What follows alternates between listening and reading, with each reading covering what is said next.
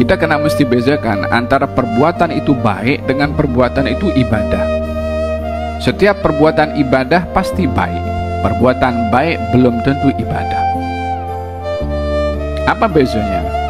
Kalau perbuatan ibadah itu adalah amal baik yang dilakukan karena Allah. Kalau perbuatan baik belum tentu ibadah, orang berbuat kebaikan yang ditujukan bukan karena Allah Subhanahu wa taala.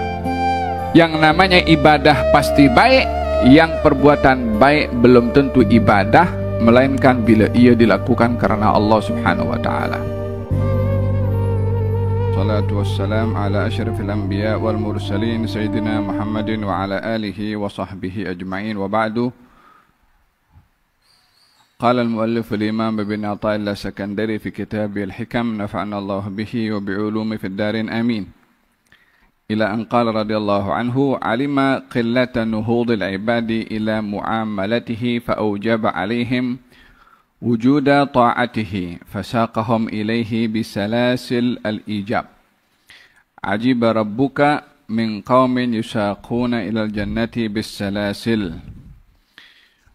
Wa awjaba alayka wujuda khidmatihi wa ma awjaba alayka illa dukhula jannatihi. Allah Subhanahu wa ta'ala mengetahui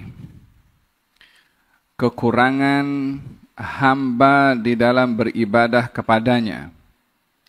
Maka Allah mewajibkan kepada hamba-hamba itu ketaatan-ketaatan. Dan memaksa mereka menggiring dengan diikat dengan perintah kewajiban. Rasulullah bersabda, Tuhanmu merasa takjub dengan kaum yang untuk masuk ke syurga terpaksa untuk dipaksa dengan ikatan. Mewajibkan kepada kamu untuk berkhidmat kepadanya, kepada Allah. Dan sesungguhnya Allah tidak mewajibkan apa-apa ke atas dirimu, melainkan untuk memasukkan kamu ke syurganya. Kata-kata hikmah ini menerangkan kepada kita mengenai muamalah hamba kepada Allah, sikapnya hamba kepada Allah Subhanahu wa taala. Yang dijelaskan ada beberapa keadaan hamba di dalam beribadah. Ada yang beribadah dengan semangat. Ada orang yang beribadah dengan malas dan itu ramai dan itu banyak. Malas di sini maksudnya berat untuk beribadah. Ada orang beribadah enjoy. Ada orang beribadah seronok. Ada orang beribadah senang. Ada orang yang dia rasa susah kalau tidak beribadah. Ada orang yang kalau ingin diperintahkan beribadah, yang untuk melaksanakan kewajiban beribadahnya mesti dipaksa. Diancam. Kalau kamu tak ibadah, kamu akan dihukum. Kalau kamu tidak melakukan apa yang diperintahkan, maka kamu akan menanggung kerugian. Diberi ancaman. Ancaman ini tidak perlu bagi orang yang seronok dalam ibadah. Karena dia tak diperlukan ancaman untuk dia ada seronok beribadah, tak diancam pun. Kalau tak ada neraka, tak ada syurga, dia seronok ibadah, dia enjoy dengan ibadahnya. Hatta tak ada syurga, tak ada neraka. Tetapi adanya syurga, adanya neraka, ini adalah untuk merangsang, untuk memaksa kepada hamba itu untuk beribadah kepada Allah Subhanahu wa ta'ala. Sehingga dalam hal ini katanya Allah mengetahui lemahnya hamba dalam bermuamalah dengan Allah. Malas maksudnya. Di antara tanda-tanda malas adalah bila beribadah itu terpaksa. Bila beribadah, melakukannya dalam keadaan malas nak bangkit. Atau menunda-nunda dalam beribadah kepada Allah Subhanahu wa ta'ala. Atau mencari excuse. Allah Maha Ghafur. Saya kalaupun berdosa, dia satu hari pun kalau saya minta ampun, diampunkan juga dosa saya. Mencari excuse seperti ini adalah sikap malas hamba di dalam bermuamalah dengan Allah Subhanahu wa taala. Makanya katanya Allah Maha mengetahui kelemahan hamba dalam bermuamalah kepada Allah, malasnya, mencari excuse-nya, menunda-nunda dalam beribadahnya.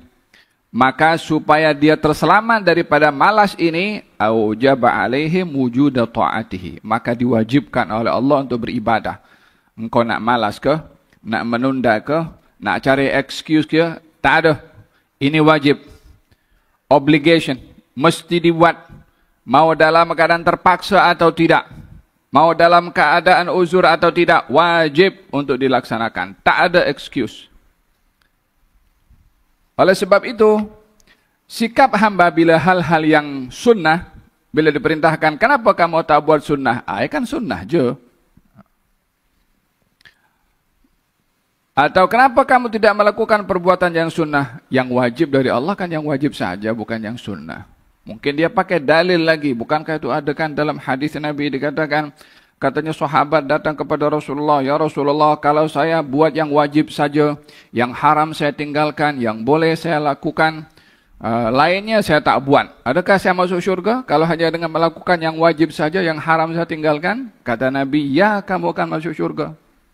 Maka dia mengatakan, kalau begitu saya tak akan tambahkan ibadah saya selain daripada yang wajib sahaja. Dia pergi.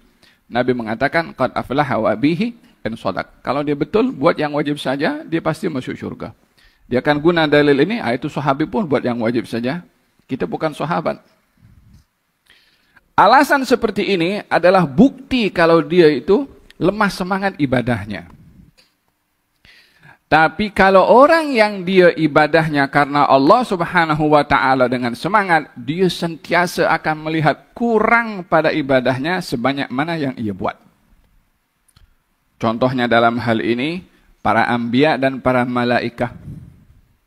Baginda Rasulullah SAW yang sampai membengkak kedua kakinya kalau beribadah, masih ia mengatakan, ya Allah, aku belum cukup menyembahmu dengan sebenar-benar sembahan, dengan sebenar-benar ibadah. Aku belum cukup ibadah kepadamu dengan sebenar-benar ibadah. Ada malaikat dicipta oleh Allah Subhanahu wa taala, mulai dicipta sampai hari kiamat dalam keadaan rukuk. Ada yang dalam keadaan sujud. Ketika dibangkitkan, katanya, ya Allah, aku belum sempurna beribadah kepada Engkau dengan sebenar-benar ibadah. Walaupun sebanyak itu ibadah yang dilakukan, tetap dia melihat kekurangan pada ibadah. Ini orang yang bijak bermuamalah dengan Allah Subhanahu wa taala, berbeza dengan yang pertama, orang yang malas dalam bermuamalah dengan Allah Subhanahu wa taala. Orang yang malas dalam beribadah dengan Allah Subhanahu wa taala selalunya akan mencari excuse, bagaimana saya katakan, atau tertipu dengan amalnya. Afaman zuyyina lahu su'u amalihi fara'ahu hasanan fa inna Allah yudhillu man yasha' wa yahdi man yasha' fala tadhhab nafsuka 'alaihim hasarat inna Allah 'alimun bima yasna'un. Adakah orang yang tertipu dengan hiasan amalnya dan dilihat amalnya itu baik? Tidakkah kamu melihat orang yang tertipu dengan amalnya? Tertipu dengan amalnya. Dia beramal, tapi tertipu dengan amalnya sendiri. Fara'ahu hasanan. Dia melihat amalnya itu baik. Dia yang tengok. Dia yang tertipu. Siapa orang tertipu dengan amalnya? Boleh jadi orang kafir yang berbuat baik di atas muka bumi ini berbuat macam-macam kebaikan. Ya, dia berbuat kebaikan, tolong orang, bantu orang, orang susah. Cuma problem yang paling besar dilakukan oleh dia tidak beriman kepada Allah Subhanahu wa taala. Kita kena mesti bezakan antara perbuatan itu baik dengan perbuatan itu ibadah. Setiap perbuatan ibadah pasti baik. Perbuatan baik belum tentu ibadah. Apa bezanya? Kalau perbuatan ibadah itu adalah amal baik yang dilakukan karena Allah. Kalau perbuatan baik belum tentu ibadah, orang berbuat kebaikan yang ditujukan bukan karena Allah Subhanahu wa taala. Tolong orang, apa sebab? Humanity. Tolong orang, apa sebab? Tak sedap lah kalau tak tolong orang. Beri sedekah kepada orang susah, apa sebab? Kasihan dia. Jika motif pada perbuatan baik yang dilakukan olehnya sekedar dengan dasar humanity, kemanusiaan, berarti bukan karena Allah. Melainkan kalau ya, ini unsur kemanusiaan yang diajarkan dalam agama kita oleh Allah dan oleh Rasulnya. Di sini ibadah karena melaksanakan apa yang disuruh oleh Allah dan Rasulnya untuk menghargai tentang nilai kemanusiaan. Tapi ini tidak pure, hanya masalah kemanusiaan sahaja tanpa ada kerana Allah yang suruh kita untuk berbuat baik kepada orang lain karena dasar kemanusiaan. Yang namanya ibadah pasti baik, yang perbuatan baik belum tentu ibadah, melainkan bila ia dilakukan karena Allah Subhanahu wa taala. Dan dalam hal ini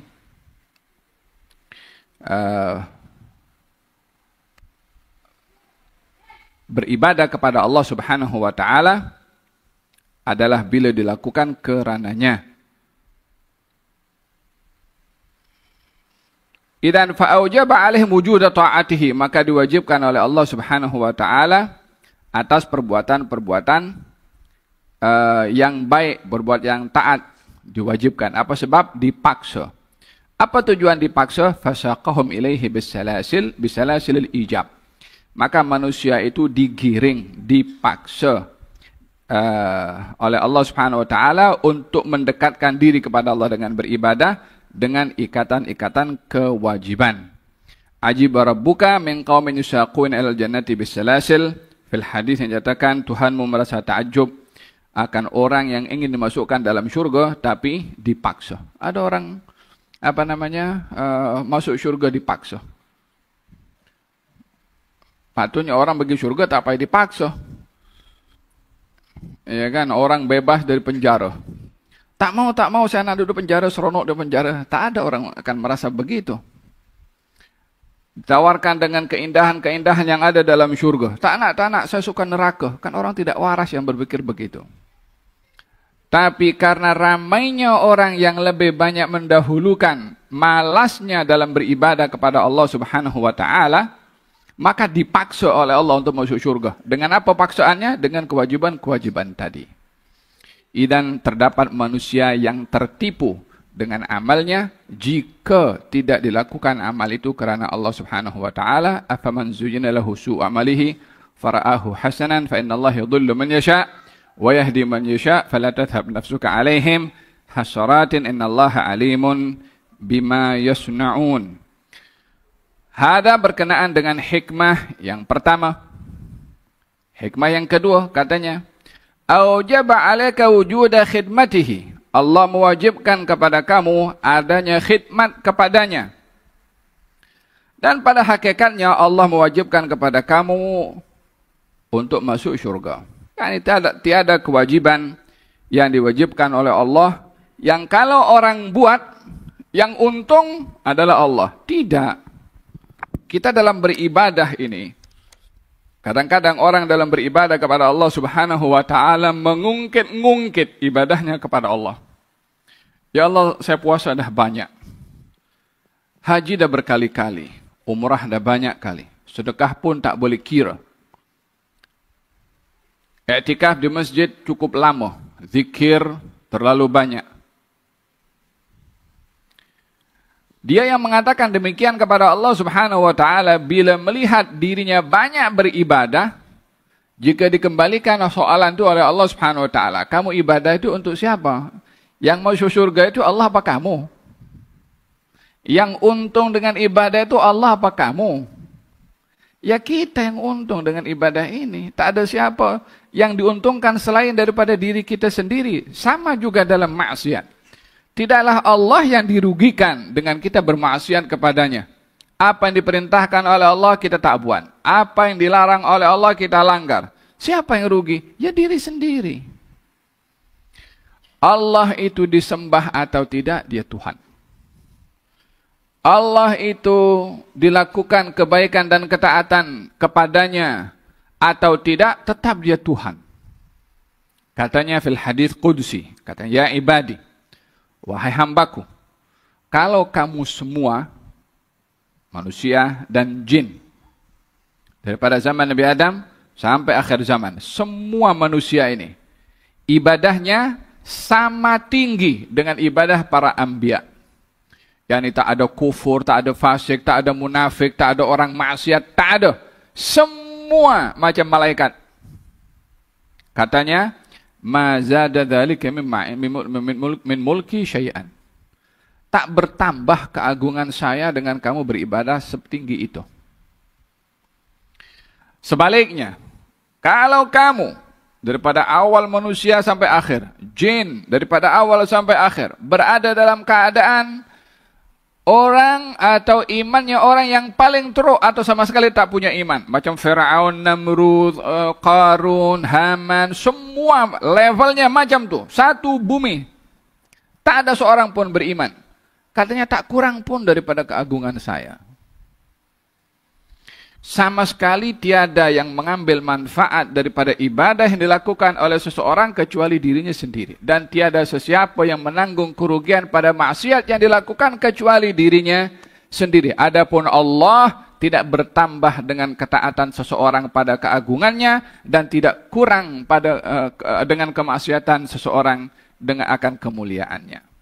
Dengan demikian katanya Allah itu mewajibkan kepada kewajiban adalah untuk kamu masuk syurga. Bukan Allah untuk untung daripada ibadah kamu.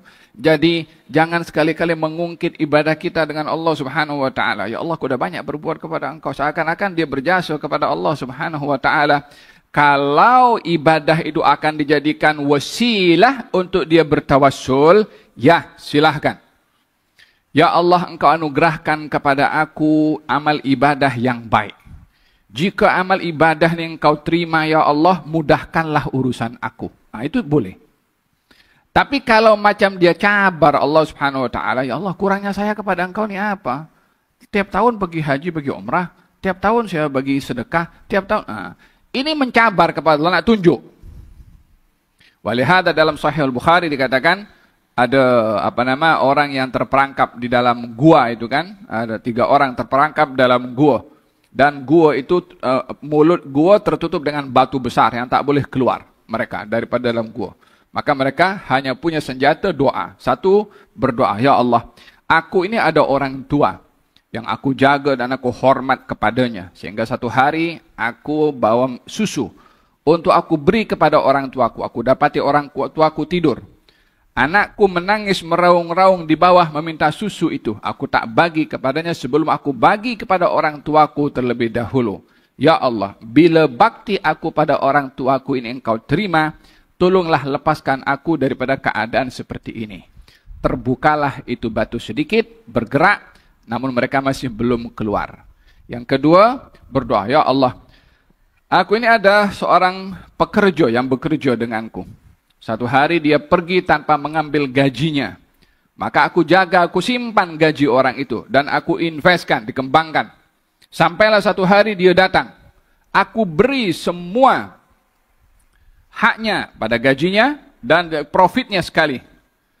Jika perbuatan aku ini engkau terima, menjaga amanah orang, maka keluarkanlah aku daripada keadaan ini. Bergeraklah itu batu, namun belum boleh keluar. Yang ketiga, ya Allah, aku ni beri hutang kepada seorang perempuan. Dengan catatan dia menyerahkan kehormatannya pada diriku. Dalam keadaan terpaksa ia pun bersetuju. Namun ketika aku ingin melakukannya, dia mengingatkan kepada aku supaya takut kepada engkau. Maka aku tak jadi melakukan perbuatan itu. Ya Allah, bila perbuatan aku meninggalkan maksiat itu, engkau terima sebagai satu ibadah menjauhkan diri daripada maksiat, keluarkanlah aku daripada keadaan seperti ini, maka terbukalah itu batu dan mereka keluar bertiga dalam keadaan selamat. Ketiga-tiga berdoa dengan amalnya, tapi bukan nak menunjuk, tapi bertawassul. Yang seperti ini adalah perbuatan yang baik dalam kita berdoa. Intinya, jangan tertipu dengan amal untuk menunjuk-nunjuk kepada Allah, karena Allah tak perlu kepada amal kita, dan kita adalah yang diuntungkan dengan amal perbuatan kita sendiri. Wassallallahu ala sayyidina Muhammadin wa ala alihi wasallam. Alhamdulillahirabbil alamin. Rabbal alamin ya Rahman ya Rahim. Shalli rabbi wa sallim ala khairil mursalin.